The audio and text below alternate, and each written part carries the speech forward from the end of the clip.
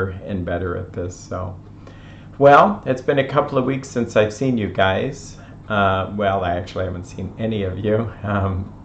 It's more about you seeing me. What am I seeing out there during this time? I think people are getting more and more restless. I think that people are getting kind of feeling tired. Yeah, a lot of tiredness, a lot of cooped upness. I think the drama with some of the scariness of the virus has gone down. I think that people are now getting more data, so we see an end in sight. There's more knowns now, which is all very comforting. It's not that we're out of the woods. It's not that people aren't still passing away or getting sick. I think in my own life it's easy for me to go, well, I'm not sick right now and I'd like to get back to things as usual, but then I have to be kind to my fellow man and realize that there are some people just getting the virus now, and there are workers that are still working really hard. In Washington State it may have settled down, but in other places it may be picking up. There's certainly a learning opportunity for all of us in this, for sure. That in fact, my goal, well, one of my goals is to get as much out of this as possible. I want to stay positive. I want to learn how to not let this virus control my life. I woke up this morning and had this thought after watching maybe a little bit too much about the latest news on the virus. It ebbs and flows. I thought, we're going to have a contest in our family, and I'm speaking about the virus now only because I'm online right now, but I said, why don't we have a contest? Let's see who can, if we all don't use, we'll say the CV words, if we don't say the C word, no pun intended there, but let's see how we can do this. And if so, we'll go out to dinner. Out to dinner means getting something that's takeout and eating in our car, which should be fun. I think at this point we need, what I'm planning on doing is to have other things to think about, to keep my mind on what I wanted to focus on, not the crisis, which was in the past. I mean, it's still a crisis, but if it's not this, it'll be something else that would distract me from my primary purpose. I have a spiritual path that I want to follow, and it's easy for all the time to get off of that path. And I want, even in the midst of this, to stay focused on God and stay focused on peace and things that are good.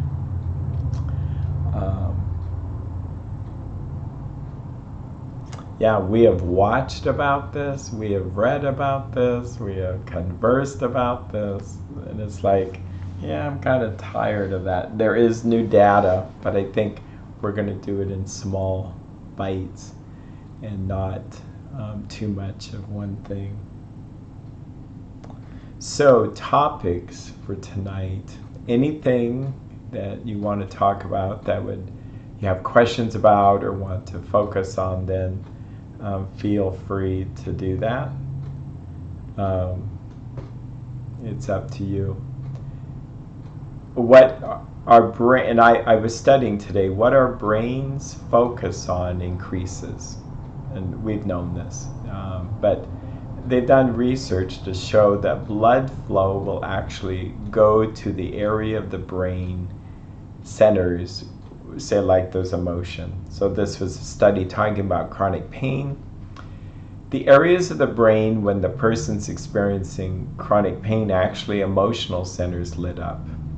And so the thinking on this is that if you think about the pain over and over and over, the blood flow is actually going to that part of the brain, and it's actually helping you grow those brain cells. It's the same thing as learning to ride a bike, learning to make a bed. Say like you were unfortunate enough to have brain damage or a stroke, you'd have to relearn that, and those neurons would begin to be put together again. So when it comes to anxiety, the more you think about those things that frighten you, the more you're going to be frightened, and then the more you have a network there just ready to be focused on.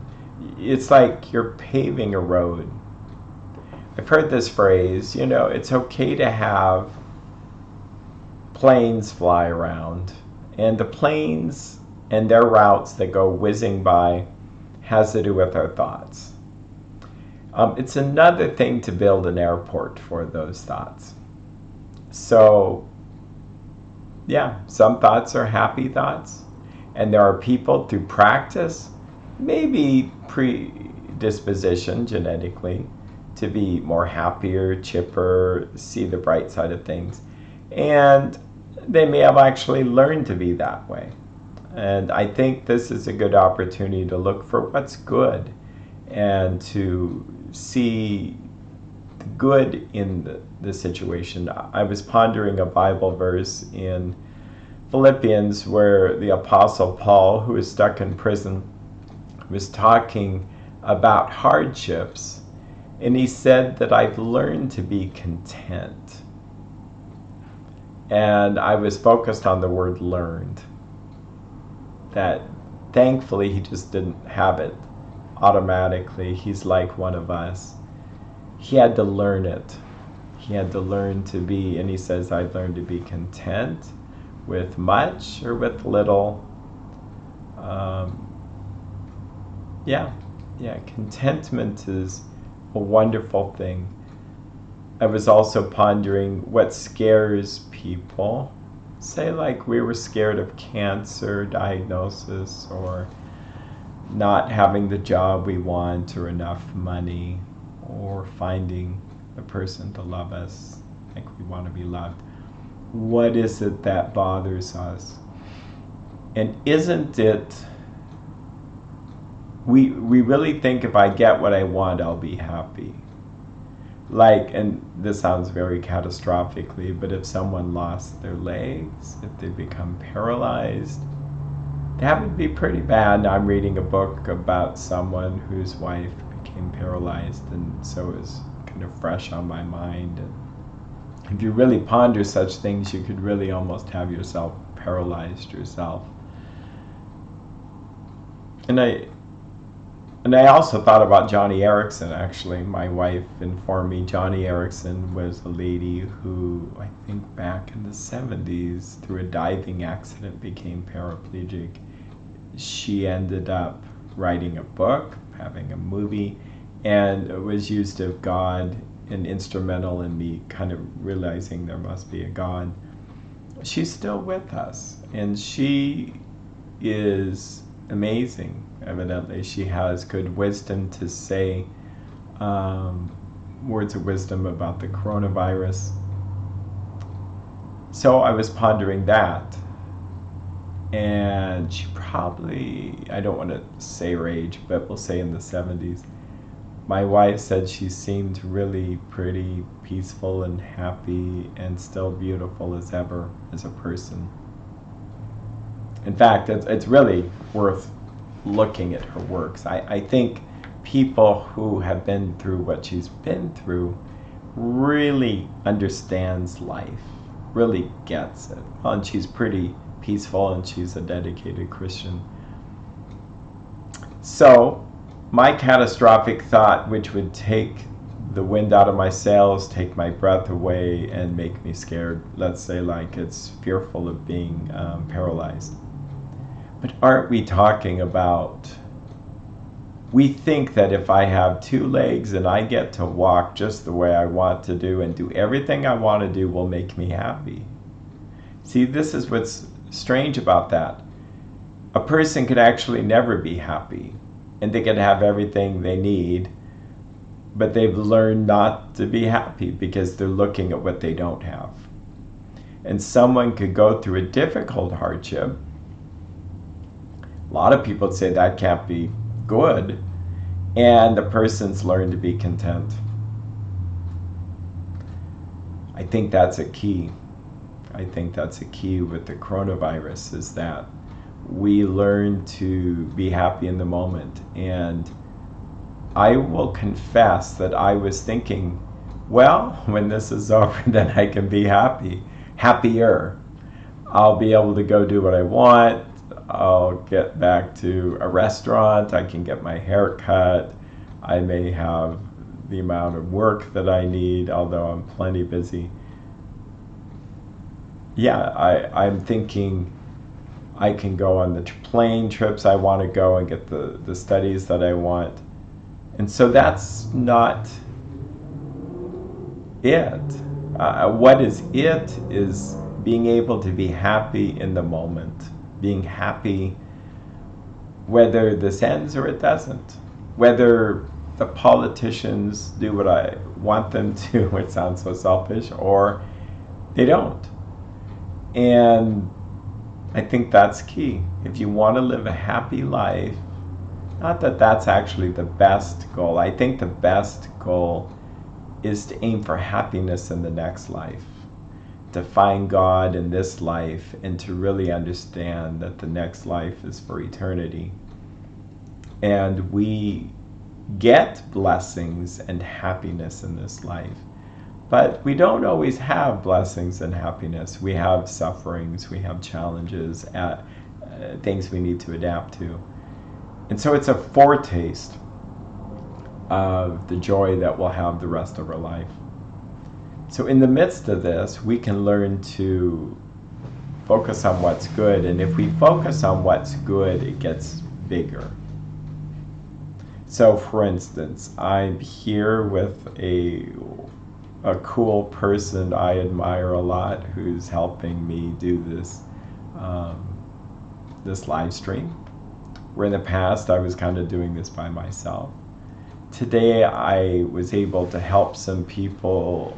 I hopefully feels like it'll make a big difference for them. That brings joy to me.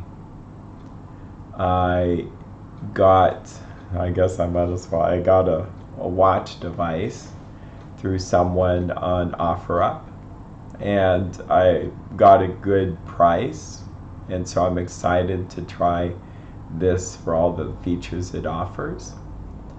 I'm thankful because I think we get to successfully go out to dinner with our little game. I was able to talk with my mother today, who is alive and well and safe and at home, and her caregiver answered the phone in a wonderful way, and she's a singer, and said, she's thankful she gets to be with my mom, she likes the work. It's really cool. I won't go into all the blessings and things that they felt good about there. That's I think key. Count your blessings, not your worries. And at first, say like I'm really having a bad day, or I'm coming off of, say, like a drug, I'm trying to detox, say, like, or some really bad thing has hit the fan. You just feel sick about something. Being able in that moment to look at, okay, this is taking my breath away, I feel awful, and maybe a person would cry, they'd feel so awful. But through practice, say like years of practice to look at what's good in this, the person can go, well, I'm alive. God's going to use this difficult situation to have me grow and be a better person. I say like it's someone you loved who you've lost. I love this person so much, it's going to be a great loss, but it's good for me to have had such a good friend or a good family member. See, that's, I think, how we twist it around. We put a different frame on it.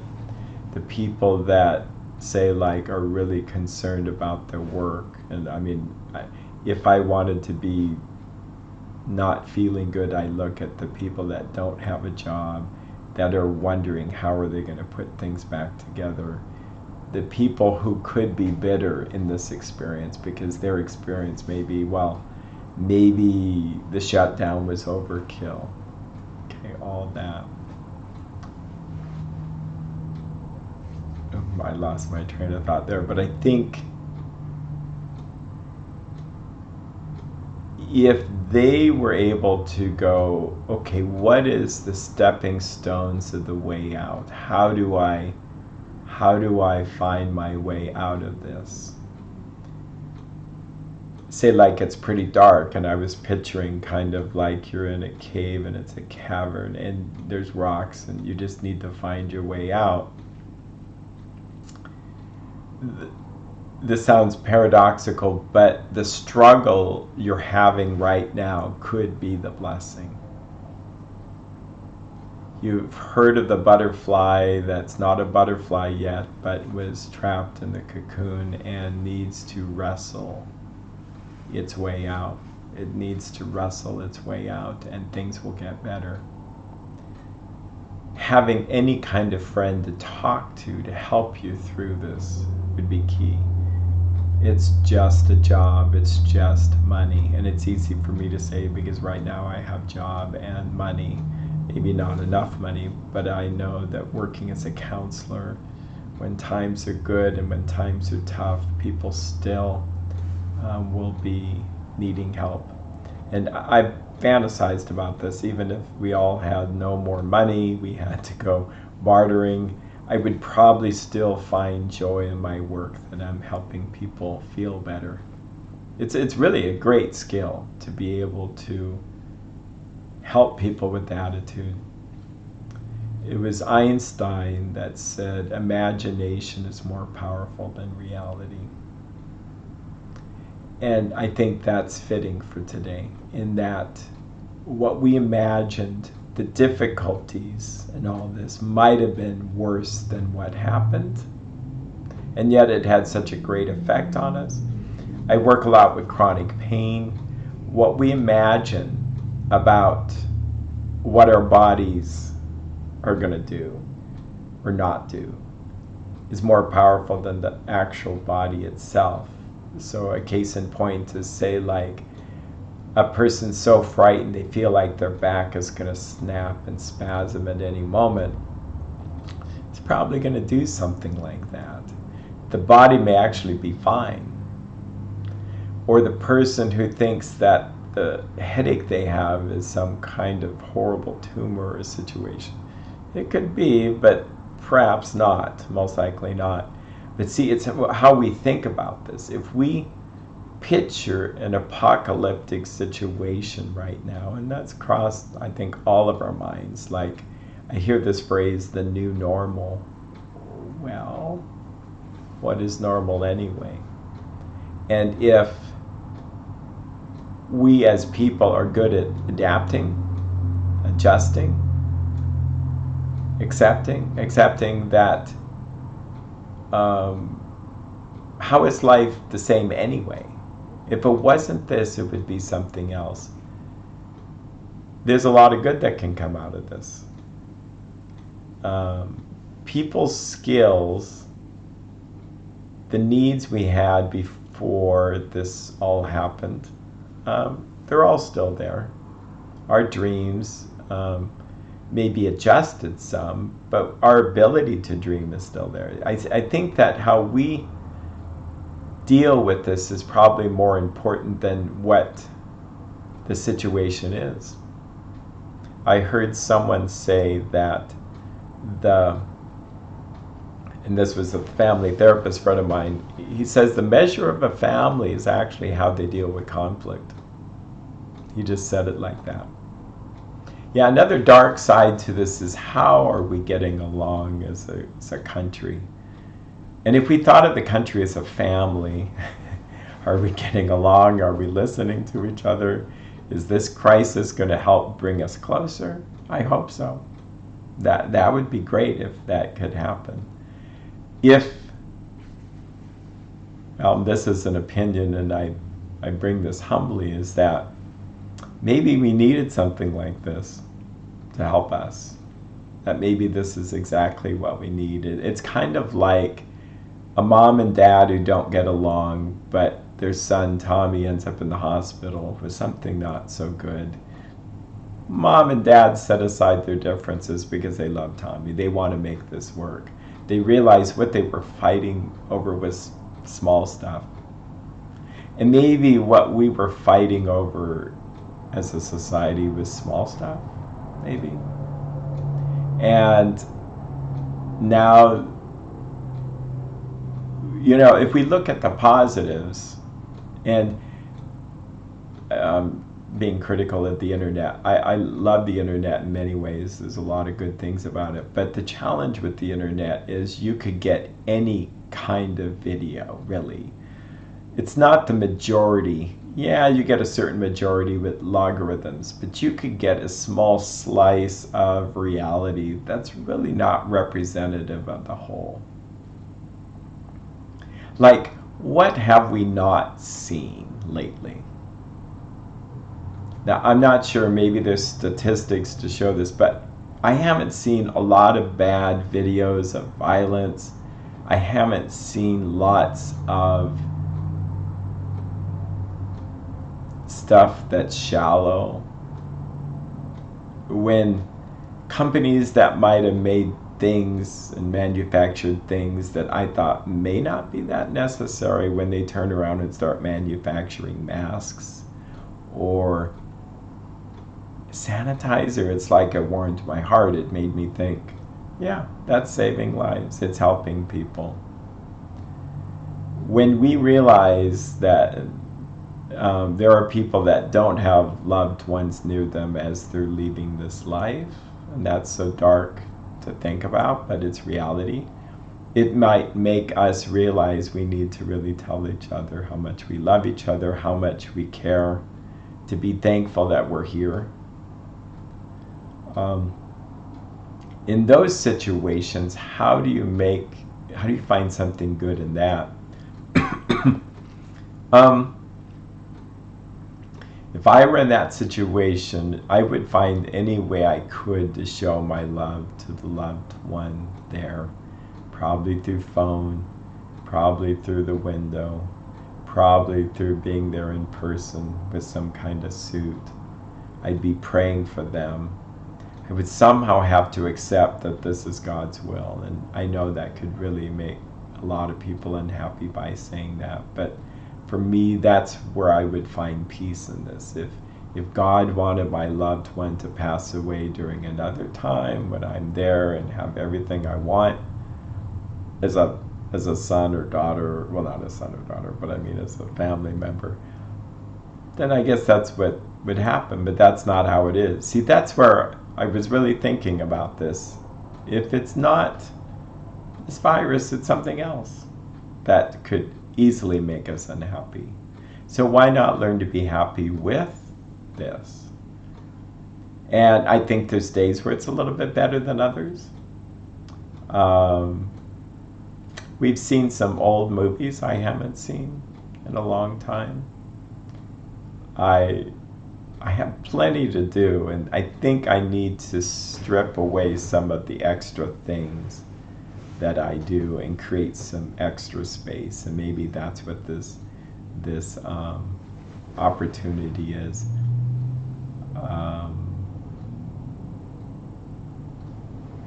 think what also brings me joy is trying to support the economy. I had this thought, like getting a device. I thought, well, I can buy it on Amazon, but I bet there's someone out there who probably needs the money, and if they decided to give up this device and I would pay them, that would help the personal economy go on. I think giving to people, it says it's more blessed to give than to receive. I've always found this to be true. There's something powerful about it. Just giving the little amount you have, even if you don't have a lot, something could happen. For those suffering from economic uncertainty, worried about whether they're going to have a job or not, I like this program called Debtors Anonymous. I'm not speaking for DA or Debtors Anonymous, but I will say that I think it's fascinating. It takes away lots of uncertainty when it comes to money. It focuses on think about the serenity prayer. God, grant me the serenity to accept the things I cannot change. Coronavirus, the economy, whether I have work or not, whether I get sick or not, whether a family member gets sick or not. I mean, there's a lot that's beyond my control. But what is in my control? Well, as long as I'm breathing, I could pray. I may go, well, it's not much other than that. And the joke about that is I think I could just go do this and just try hard. Yeah, some of us are really good at that. I seem to have to learn maybe the hard way, but I go to God and say, grant me the power to be able to do what you even want me to do. Just stripping it down to the simplicity. When I do that, I have really good extra days. In fact, I'm just going to ask in the middle of this, could I have some water? Joe, could I have some water? That would help. My technical assistant will get me some water here because I've gotten really dry. So stay hydrated. Keep the vitamins going. And just for laughs, that is our water machine. So thank you.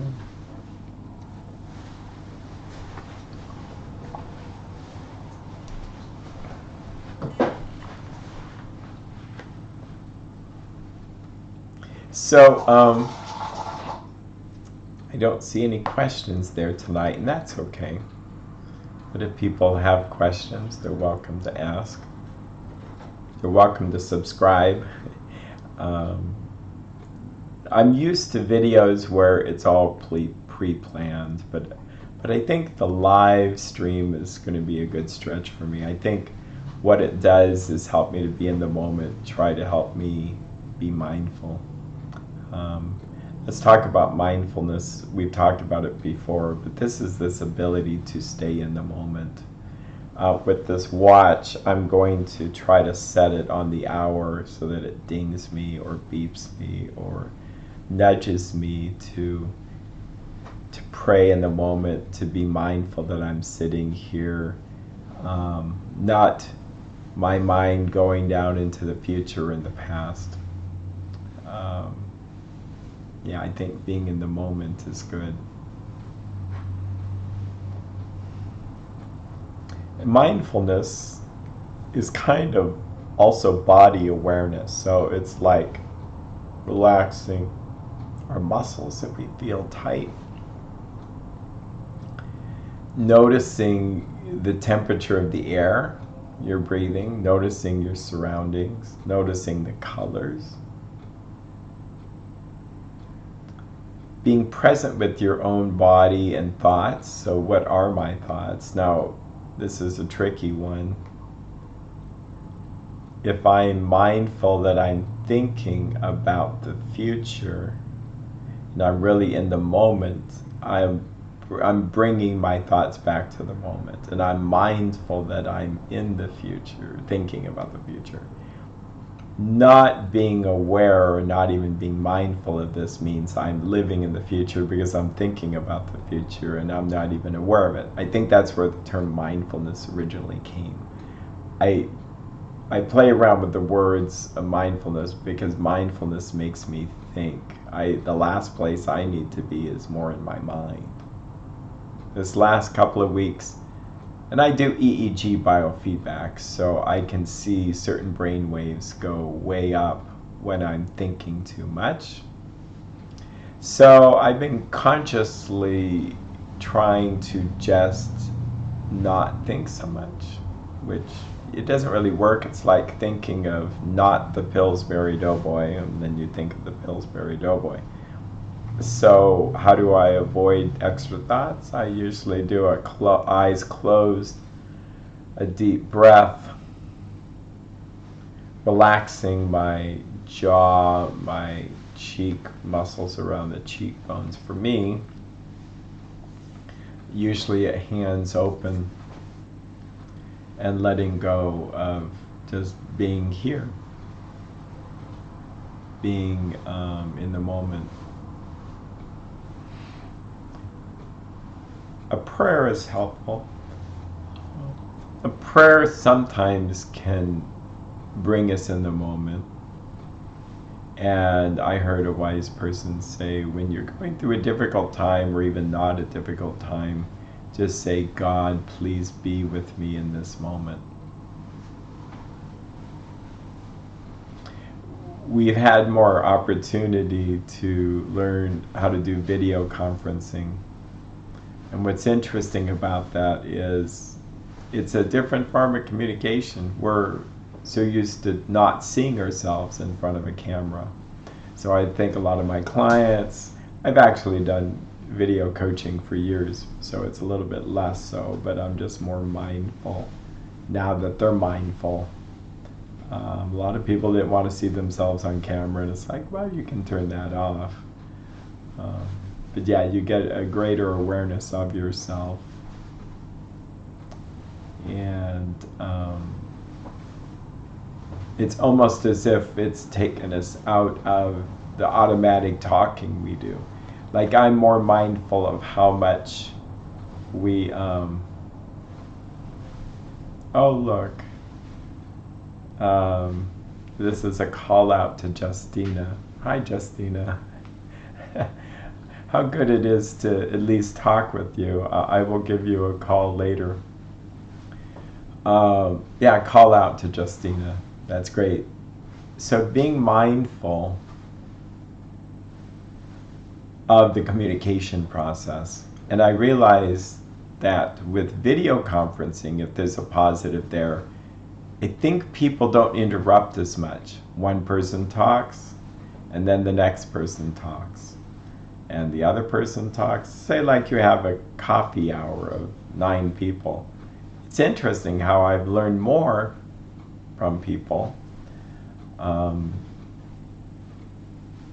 in some of these things. So I think learning about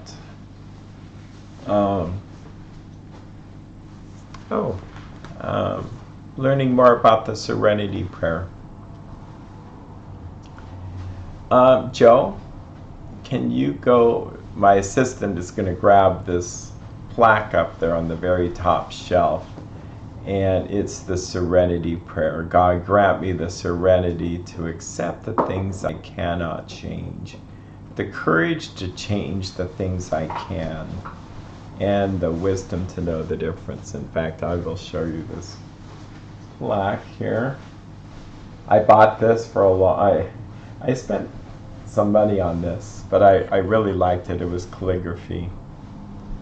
And it says, God, grant me the serenity to accept the things I cannot change, the courage to change the things I can, and the wisdom to know the difference. Living one day at a time, enjoying one moment at a time, accepting hardship as a pathway to peace, taking as Jesus did the sinful world, not as I would have it, trusting that you will make all things right if I surrender to your will, so that I may be reasonably happy in this life and supremely happy with you forever in the next. Amen. Reinhold Niebuhr. Very powerful prayer. At first, I'll confess I didn't like it. I was into such human power. You can do anything, just set your mind to it. And I thought this idea of accepting things we cannot change is kind of, I'll confess, a kind of a loser approach. Turns out, actually, I was really wrong about this. Really, really wrong. And I'll confess that my challenge in life is learning to accept things that are beyond my control. And that's probably we're all maybe in a similar boat. Maybe some of us are really good at surrendering. I actually know people that are like saintly, and they're really good at surrendering. They just say, well, it is what it is. and they just see it as an opportunity for growth. It's really hard to accept life's circumstances, and I'll say that as a therapist, I'm used to trying to help people overcome those life circumstances. But maybe the way to really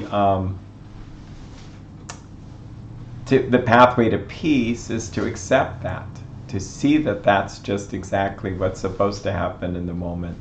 In the AA book, in a story that says acceptance is the answer. It's a really good story, by the way. There's a phrase in there. It says, when I am disturbed, I find some person, place, or situation unacceptable to me. And I can find no serenity until I accept that person, place, or thing as it's supposed to be in the moment. So, acceptance of a person, place, or thing doesn't mean we give up and just go helpless. What it means is, for instance, say like I get sick with the coronavirus. Oh, and this is going to come out sounding shallow, but say like I do, and I'll try to really get into it as if I had it. Say like I don't even want to accept that I have this. I don't even want to go there. I can't fathom it, and I go panicky and all that. See, I'm still wrestling with life.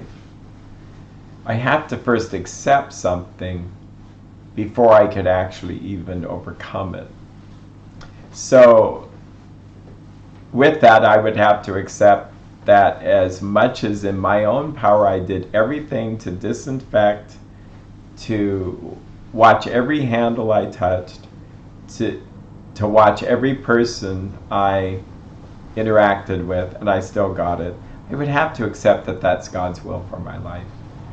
We can't control everything, okay? The courage to change the things I can.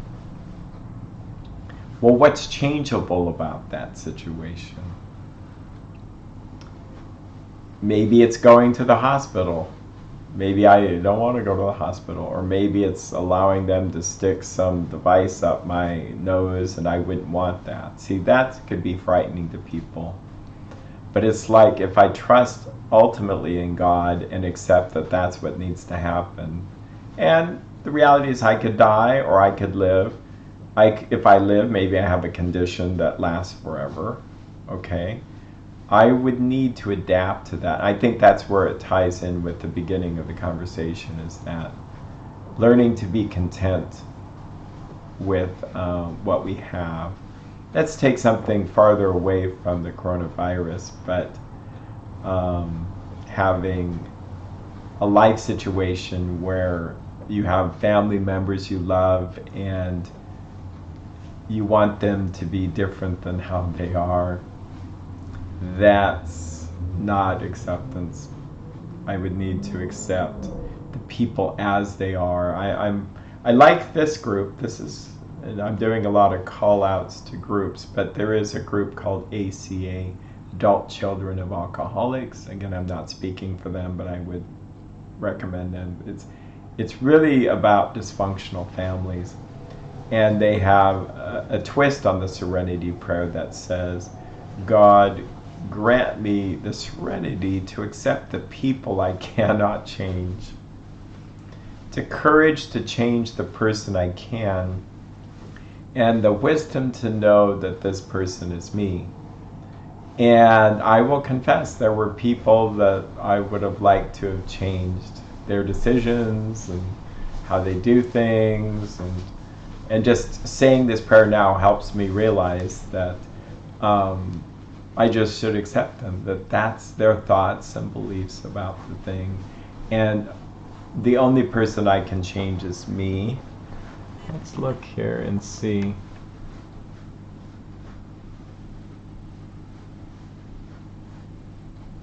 Wow, I appreciate these people. This is heartwarming.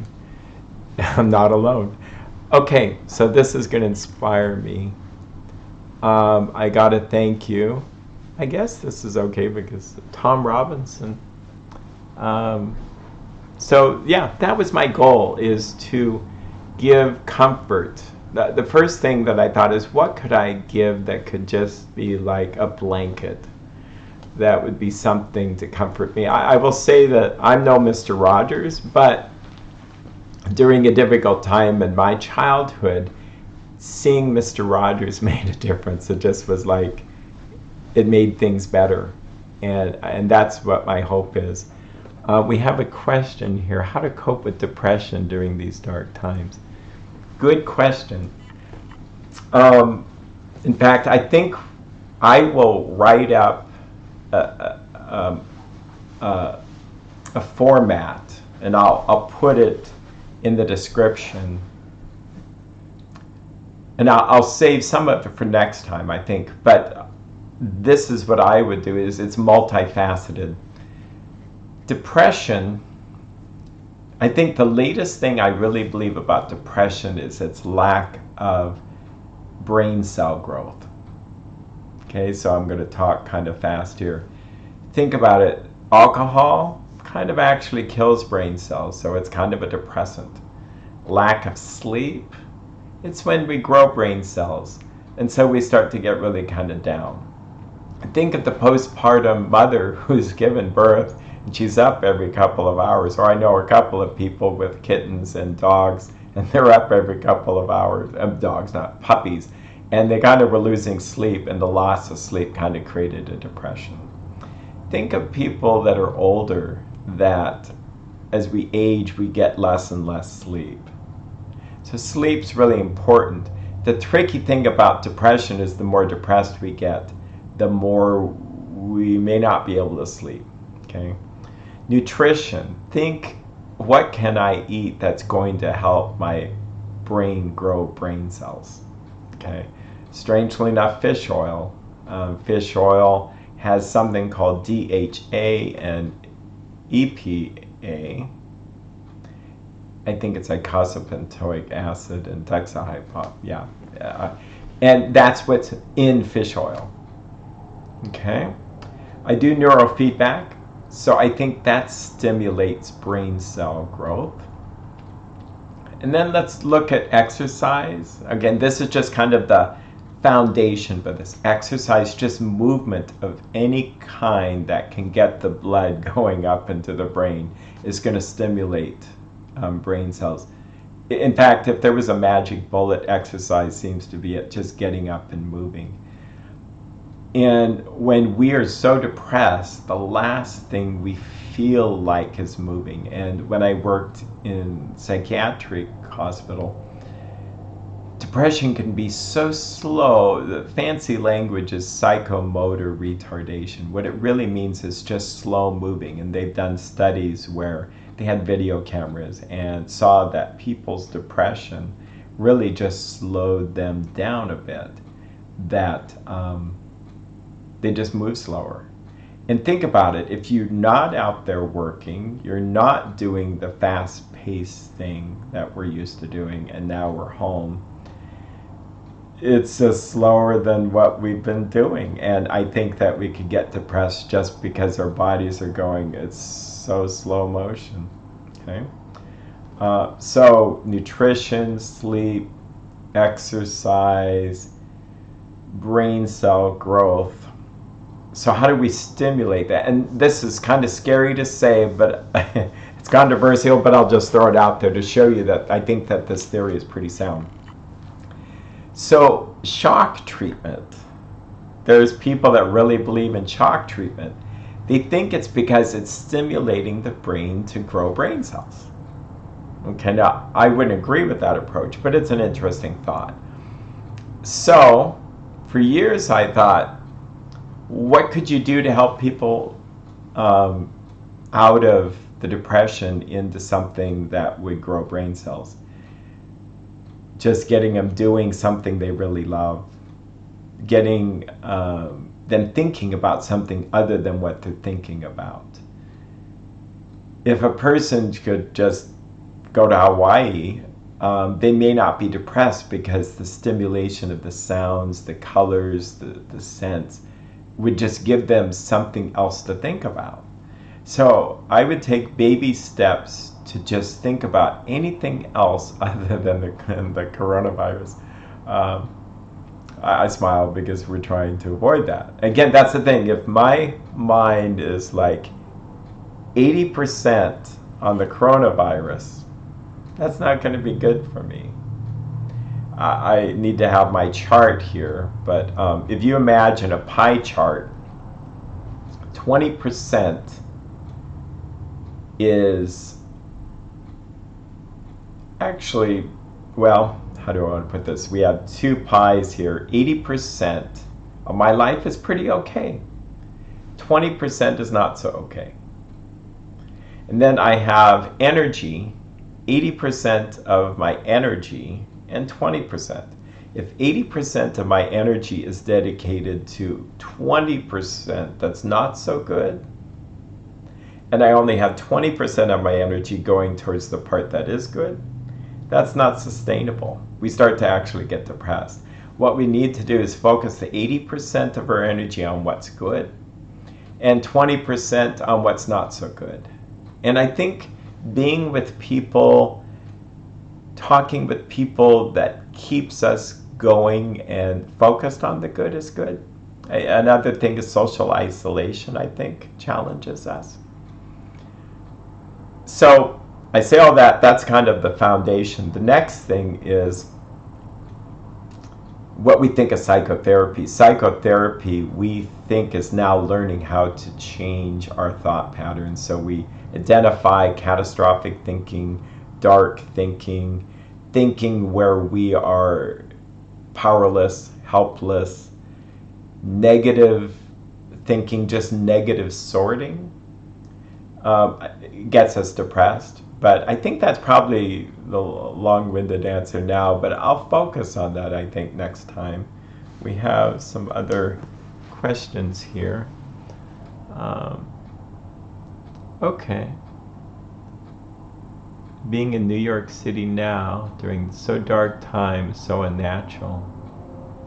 Love to be in the countryside now. The city is like a post-apocalyptic movie now.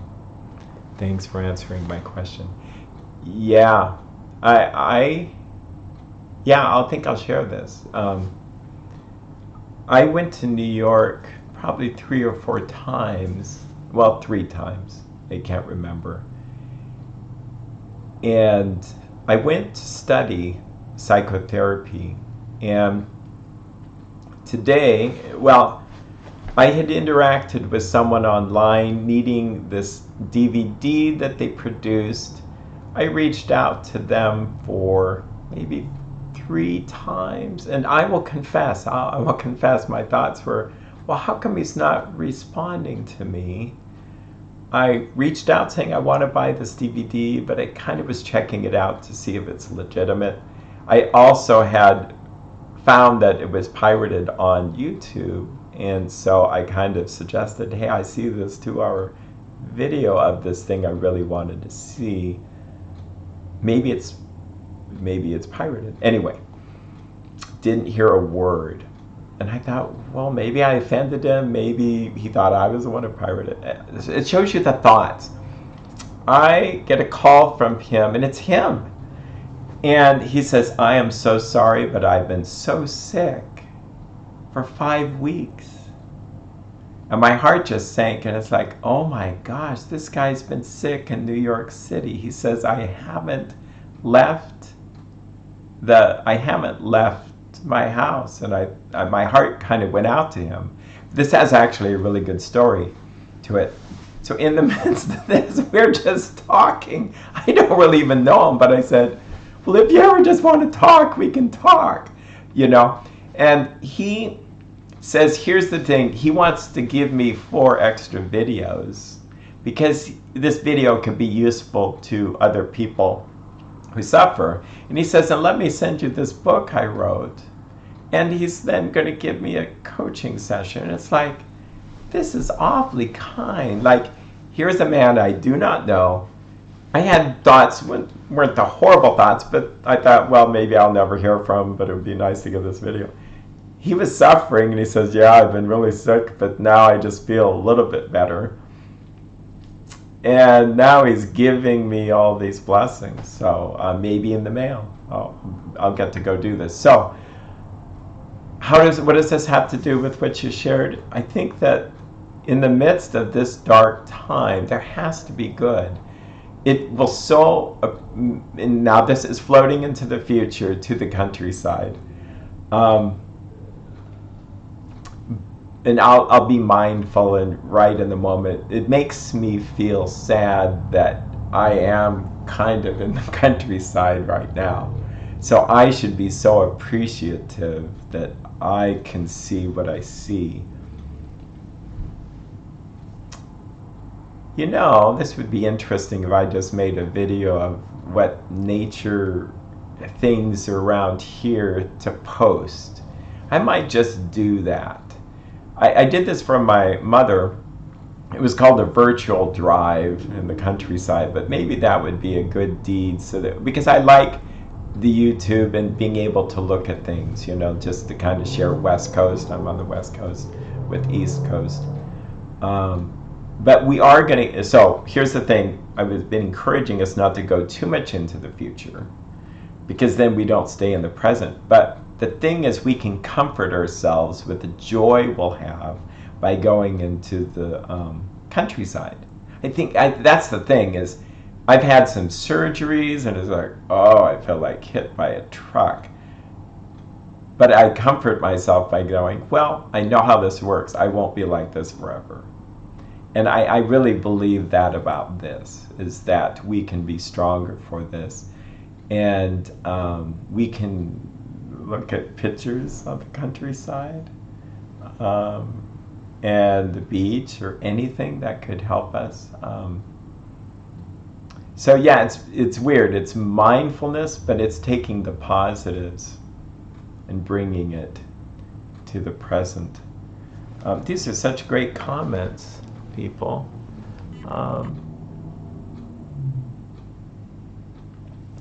So I think I can just read this. I'm new at this. I certainly participate. J page 99999. Eric, so what we focus on expands. If we simply just reshift our focus, that will help anxiety and depression lift. Exactly. For years, 30 years I've been a therapist, I had lots of information. And now it's kind of shifted to, that's all fine and dandy, but how do I remember to use it? So that's why I got this kind of device. But if we had like a wristband that would just remind us that's right, stay focused. That's right, just like a YouTube channel. If I want to feel depressed, I can go find things to be depressed. If I want to be happy, I can be happy. Same thing with our minds. And really, the research shows, back to this comment, is that we're actually growing brain cells. Like, if I have no idea of how to ride a bike, there's nothing there. It's amazing, actually, the first inventors of the bike, when you think about it, how they even know that this would work. But someone invented it, and someone got on it, and they learned to steer, they learned to pedal, they learned about center of gravity. After about 5 hours of doing this, they got it. Actually, that's what we know. It takes about 5 hours of just being on there. The feedback teaches us how to do this. What happens? What fires together, wires together. I'll say it again. What fires together, wires together. And that's Hebb's law. And you can look it up. It's fascinating. So what I fire over and over and over and dwell on, eventually it becomes a little bit more hardwired. Yeah. And so it's those of us who've struggled with anxiety or depression, and they're similar, we have created, unfortunately, a network there. And it's a road system. And it takes some work to overhaul that road system and to turn it down a different path. Here's the thing. I would have quit a long time ago if I didn't see change. I see change all the time. I see change in my own life all the time. I'm actually kind of amazed at how my struggles, they're not fun at the time, and I sometimes wonder, this last struggle of mine was chronic pain, Now I'm learning so much about it, I can't believe it. Now I'm really happy that I went through that. And I think there is a Bible verse, not to be too preachy, but I do appreciate what's in there. Is it says, "Count it all joy, brothers or sisters, when you go through these difficult trials." This is in the book of James, because it will have a perfecting work in you. It will change you as a person. And that's probably why we like to watch movies of people who've been through hardship, because we see them come out a greater person for it. And that's what I'm going to believe about this experience. I have to believe this. Yeah, so. Well, I might be over time. Let's see. Yep, I'm a little bit over time. I'm going to be now really inspired to do this more regularly. I will confess more specifically what happened last week and then the week before. I feel the need to be transparent. Last week, I did not prepare as much as I would have liked to, and so I felt like I was just rambling. The week before was what we consider our Holy Week in our church, and I was doing live streams for the church, like 10 of them in a week's time.